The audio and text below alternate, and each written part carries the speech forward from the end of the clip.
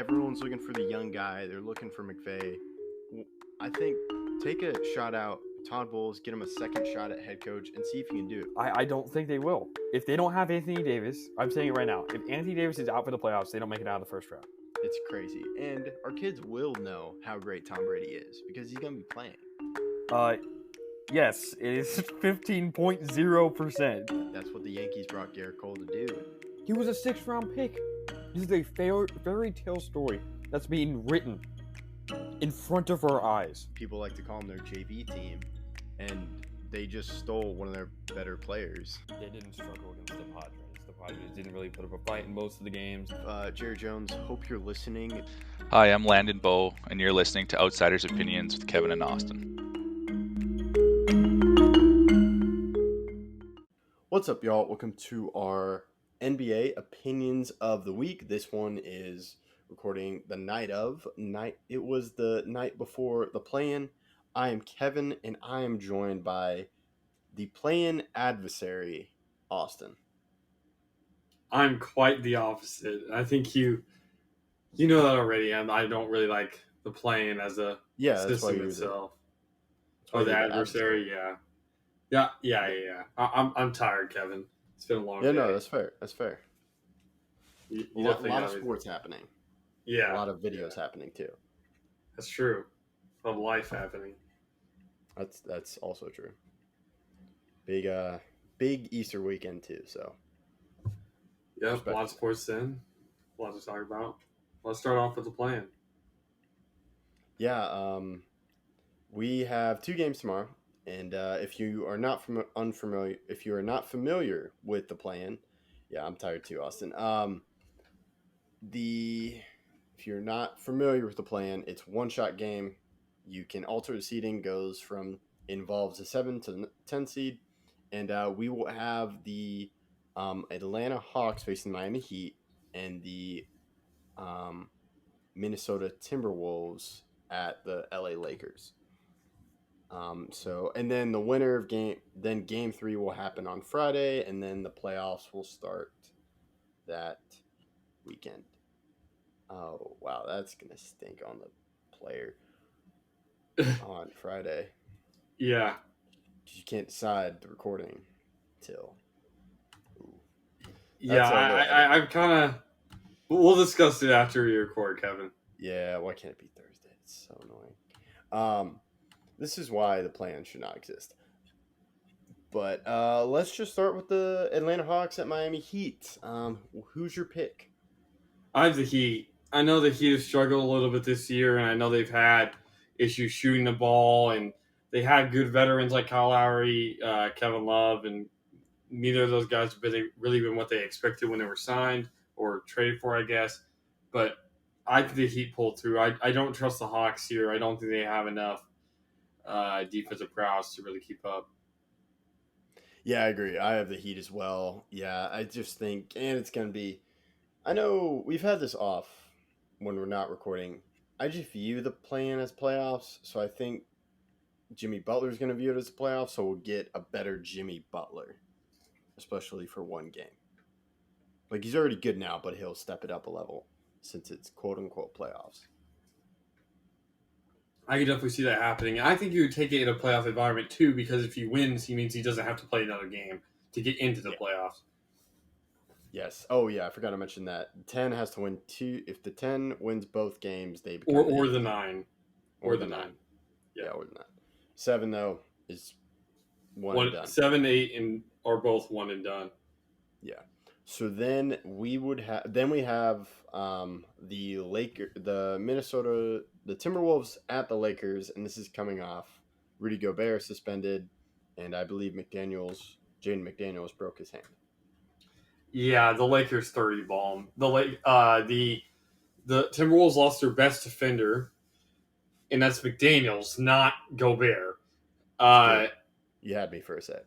Yeah, and then just the locker room chemistry. While the Timberwolves, you'll see in my further predictions, I don't think they're a horrible team, and I think they have some playoff potential. This Lakers team has a goal, and I don't think a team that's fighting within itself is going to be able to stop that. Yeah, and what we talked about with Jimmy Butler is just can be said over again with LeBron, but at a higher level. And I really like this Lakers roster. I think I don't know how they were able to do what they did at the deadline, Matt should but take I think it, notes. huh? Matt Yeah, the should match take should take notes. notes. Yeah. Man, I don't know how did they get that much from the Jazz for just Russell Westbrook. It's because it saves cap in the future. A lot Okay, of cap for the in the Jazz. future. Yeah, because I just- Malik Beasley and Jared Vanderbilt, they cost a lot more in the future. Yeah, I just felt they could have got more, but man, that was good. And then they also got Rui Hachimura, but they had to give up. To me, the assets were I would have expected more for Rui Hachimura, but still second round picks. I get it. To me, it's the Russell Westbrook trade that changed this roster dramatically. Because Malik Beasley and Jared Vanderbilt are perfect. Yeah. Right. Yeah, I think Russ needed to move too. He's definitely not been a bad player on the Clippers. Oh yeah, for sure. It was good for both sides. Yeah, really good for both sides. So yeah, I have Lakers as well. So then we're gonna go. Let's just do the Oklahoma City Thunder at New Orleans Pelicans. Who do you have winning this? I think the Pelicans are too derailed by injuries and Shea, who has some playoff experiences with the Clippers and the Chris Paul led OKC Thunder in 2020. I think he's going to be too much. He's an MVP candidate, averaging over 30 points. I think he may drop 50. Okay. Now we're gonna finally disagree. I'm struggling with this one because Zion wasn't playing, but even without Zion, I think it's gonna be a tough game. And the Pelicans were in the spot last year, so I think that experience is gonna give them the edge over the Thunder. So we have our first disagreement. I have the Pelicans advancing. There's still a good bit of experience on the Thunder roster despite their young age. That's true. Yeah, I was debating it. I was like Thunder, but then I thought about it more. I'm like, I'm gonna go Pelicans with this one. So I would have the Pelicans facing Timberwolves, but before we get to that, we have the Chicago Bulls at the Toronto Raptors. I like the Bulls here. I do not like what Nick Nurse is cooking in Toronto. Who let him cook? Why are we still letting him cook? Well, there are rumors he might leave. If I was a Toronto fan, I would not be against it. And You've been on this river yeah, stream for a while. sure, on this tide for a while. Yeah. But I have the Bulls in a close game. Yeah, I agree. I have the Bulls too. The Raptors, they just kind of seem in disarray. Similar, not as bad as the Timberwolves, but it just seems like the vibes aren't really working. Yeah, I 100%. Something is off. Yeah, even though the Bulls don't have that much better vibes, but it's a little bit better, and I think DeMar DeRozan probably cooks the Toronto Raptors. Wouldn't be surprised if that happened. Okay, so do you want to talk about the East or West? Which one? East. Okay, so we both have the Bulls versus the Hawks. Who wins? I'm going Bulls. I think the Patrick Beverly impact will be felt here. I think there's a reason why they picked him up. There's a reason why their team has been better ever since the pickup. And I think there's going to be some more firepower coming out of this veteran-led team. While Trae Young and the Hawks have really, John Collins wanted to leave and then he didn't want to leave. And there's some issues with Clint Capella, injury-wise and otherwise. And Trae Young gets ejected a lot of times. And what's happening with DeJounte Murray? The fans seem to hate him even though he's playing some of the best basketball of his career. I just don't like where the team's headed. Yeah, I agree. I agree with you on your points and on the Bulls pick. Just who on the Hawks can really defend DeMar, and then who guards Levine? DeAndre Hunter is a good defender. He'll probably be on DeMar. Now the issue is Levine. If Levine gets hot, which I think he will, you have a problem because I don't think DeJounte, who is a good defender, can really guard that athletic style that Levine will bring. And I think a big part of it is what they're going to do with Vooch, because Clint Capella cannot guard to the 3-point line, and Vooch can shoot. And when he's in at the perimeter, which he's going to be forced to be, you're going to have some issues. And that's when Zach LaVine is going to drive by DeJounte and show that he has that slashing ability like he did with the Timberwolves. Yeah, I think one of the problems for the Bulls has just been being able to feed the ball to everyone. I haven't watched many of the games, but it just seems like it's mostly DeMar, and then LaVine doesn't get hot, and then Vucevic doesn't get that much. But Vucevic has played very well this year. He's one of the best rebounders in the league, and I think he's massively underrated. It's a lack of consistency, and like you said, not everybody's eating, but also when people do eat or everybody eats, they don't eat the right amount. It's a lot of fine-tuned cooking, and losing Lonzo has not helped this process. If they had Lonzo right now, they would be a better team than any other team in the play-in, and probably also better than the Nets. Yeah, I agree. And then with the Hawks, like Patrick Beverley is a good defender, and he's also annoying. So like people like, oh, Patrick Beverley's small. Trae Young's small. Like, we're about to see a small on small guard issue, and Trae Young is not an efficient shooter. He's one that hucks threes, and if he's not making them, he's gonna keep shooting them, and he's still not gonna make them. And I'm not sure how Trae Young will handle the trash talk of Beverley. Yeah, Trae Young likes to get into that, the whole bowing to the New York crowd and everything that happened back in 2021, but he's going to meet his match here with Beverley, who's going to be talking some trash. Yeah, I'm calling it now. Yeah. I'll make it a call. All right. Cool. Beverley will bow after beating Trae Young. That will be a good one. It will be just like when Trae Young bowed to New York. Beverley will bow to Atlanta. And Trae Young will probably not take it well. Yeah. He may get suspended again. And Hawks fans may not take it well. Patrick Beverley is the definition of a player that you like on your team, but when you play against him, you hate him. That's so true. That is completely. And even you still might be annoyed with him on your team, but he has a purpose and he does it well. Yeah. There's sometimes where he's stupid, and he sometimes probably makes the other team better by motivating them. But there's those times where you need a guy like that on your roster, and he can really make an impact that no one really else can. Yeah, and I'm curious if he does win, is he going to jump on the scorer's table then bow? I believe he did that last year. No, he jumped on the scorer's table and then ripped off his jersey and threw it in the crowd. Is that when they were the Timberwolves were the 10 seed as well? No, the Timberwolves were I believe the 8 seed, beat the 7 seed, and they got the 7 seed and lost to the Grizzlies. Oh, yes. I remember. Okay, yeah, I can remember that.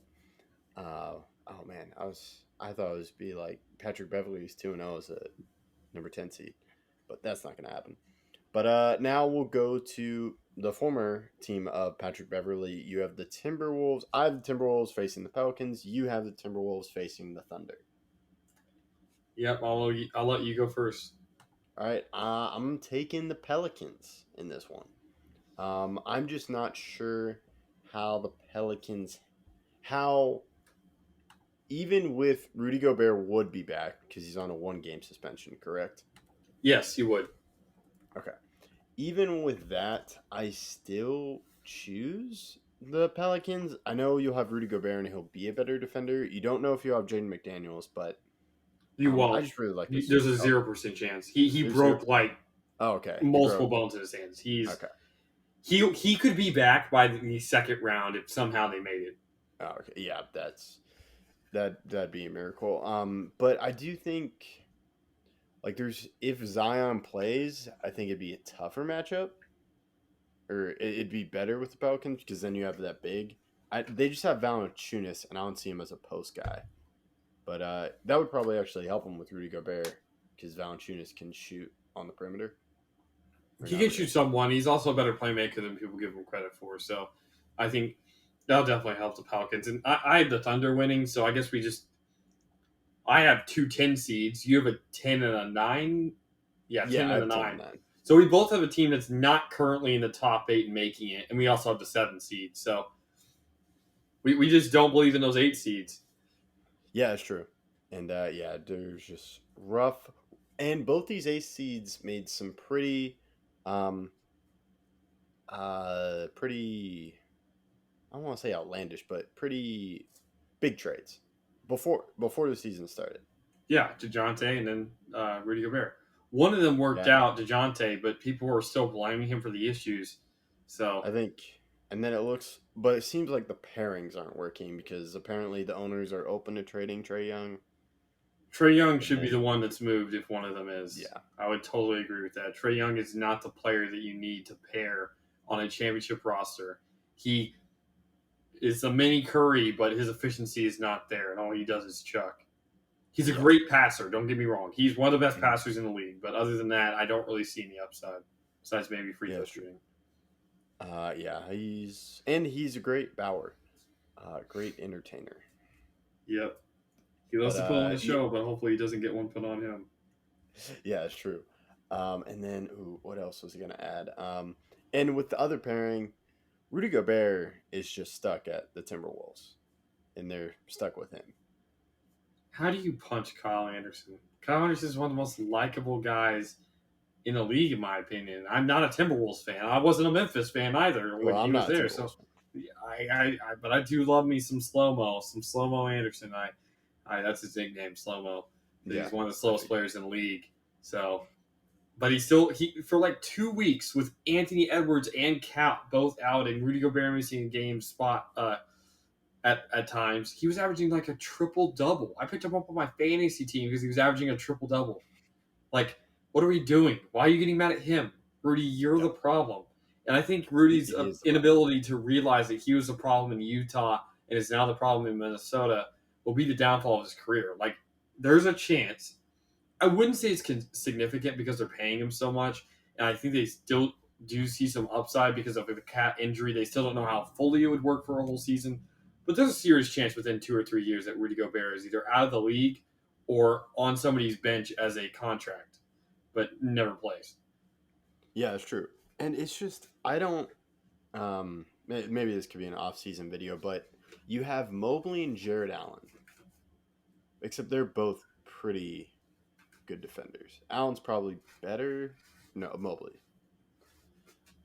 In paint defense, Allen. Overall defense, Mobley. Okay.